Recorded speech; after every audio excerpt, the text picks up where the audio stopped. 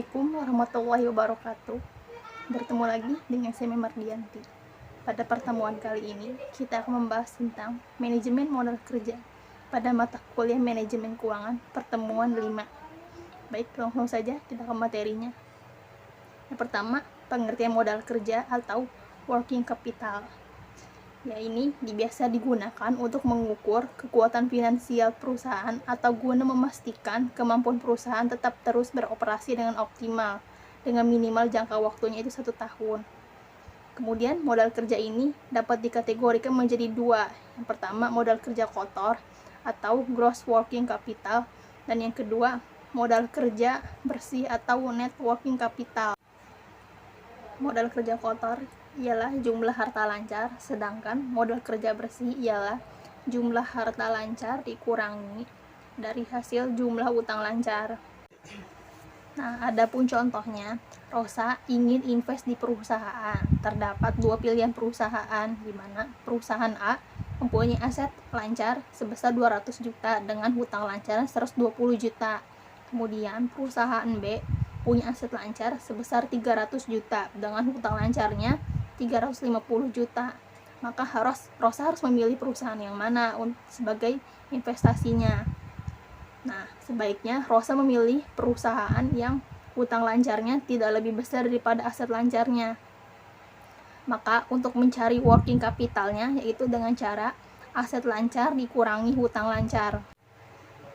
Untuk perusahaan A yaitu 200 dikurangi 120, maka hasilnya 80 juta, yaitu modal kerjanya. Kemudian perusahaan B 300 dikurangi 350, maka hasilnya minus, modal kerjanya itu sebesar 50 juta.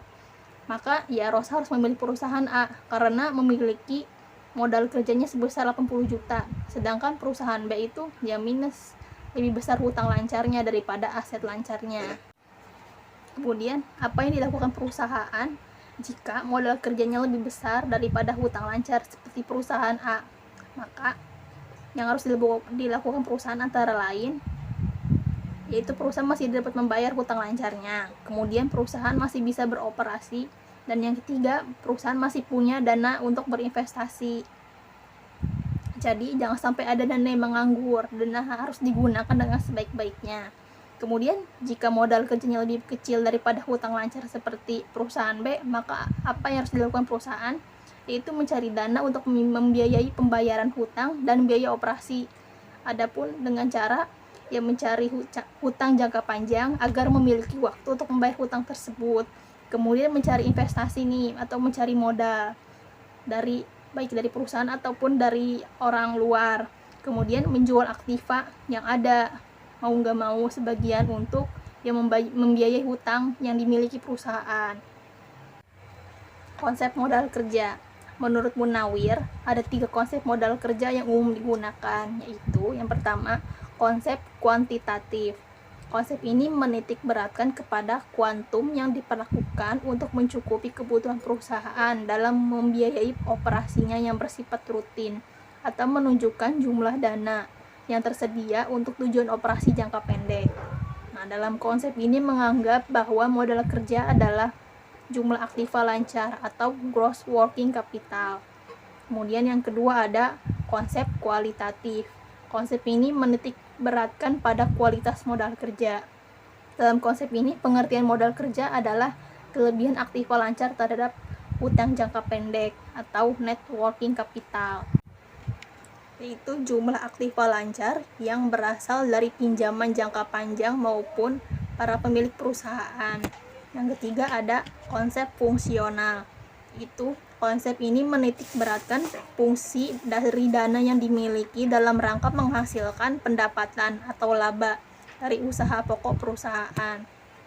Nah, kemudian kita akan membahas CCC atau Cash Conversion Cycle. Nah, digunakan untuk mengukur perkiraan jumlah hari untuk mengubah aset lancar menjadi kas yang dapat langsung digunakan. Adapun rumusnya yaitu CCCC sama dengan ICP tambah RCP dikurangi PDP. Nah, dari ICP ini atau Inventory Collection Period yaitu perkiraan jumlah hari yang diperlukan untuk merubah persediaan yang dimiliki kas untuk mengukur seberapa likuidnya aset dalam bentuk persediaan. Nah, adapun rumusnya yaitu I sama dengan COGS dibagi 365 sama dengan sisa persediaan dibagi hari dibagi nilai penjualan dibagi hari sama dengan jumlah hari yang diperlukan untuk menjual sisa persediaan, di mana COGS ini yaitu cost of goods sold.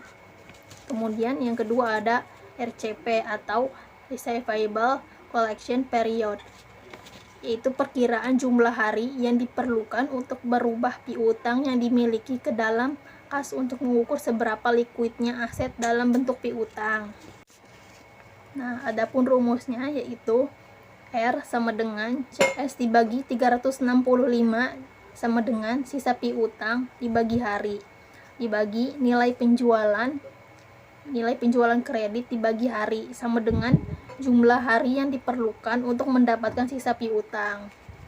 Nah, yang ketiga ada PDP atau Payable Deferral Period, itu perkiraan jumlah hari yang diperlukan untuk membayar hutang yang dimiliki kas untuk mengukur seberapa likuidnya hutang lancar yang dimiliki, dimana saat kita memiliki uang jangan langsung membayar hutang, tetapi harus dengan perhitungan berapa lama jangka nih waktu hutang yang akan dibayar.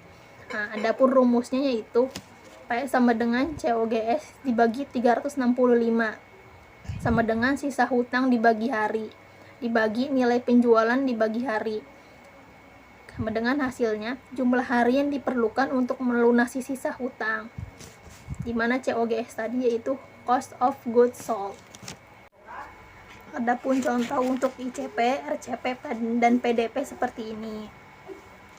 Untuk ICP, I dibagi COGS dibagi 365 dengan I inventory atau persediaan sebesar 900 dibagi COGS yaitu sebesar 1.095.000 dibagi 365, yaitu jangka waktu setahun.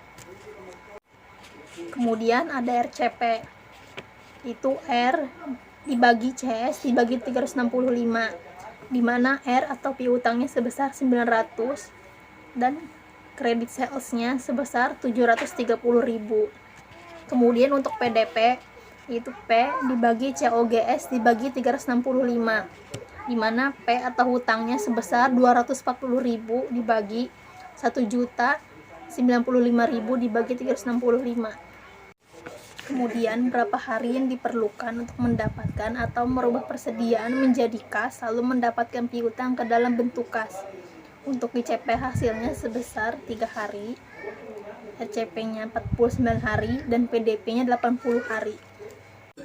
Maka perusahaan diperkirakan akan untuk yang ICP 900 dibagi 1.095.000 dibagi 365, maka perusahaan akan menjual persediaannya senilai 9.000 dalam waktu 3 hari.